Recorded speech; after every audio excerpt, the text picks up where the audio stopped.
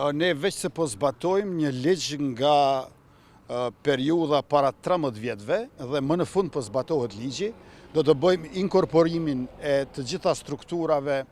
të cilët janë në sistemin e shëndetësisë dhe të arsimit. Ju e dini që strukturat të tjera ilegale të Serbisë, sikurse ato të sigurisë, pastaj të financave, të administrimit, nuk ekzistojnë më në Republikën e Kosovës, kanë ngelur edhe arsimi e shëndetësia, ato do t'i inkorporojmë, por që ta bëjmë këtë është domosdoshme që një herë të kemi listën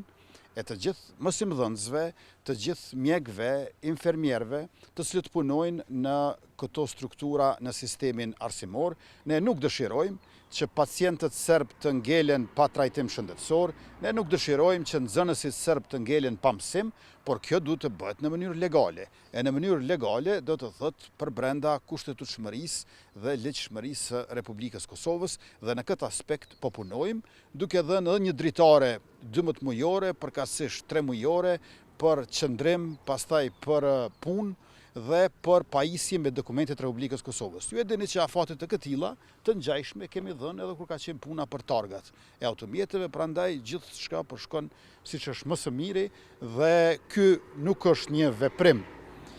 politik, ky është zbatim i ligjit, zbatim gradual në bashkëpunim me Bashkimin Evropian,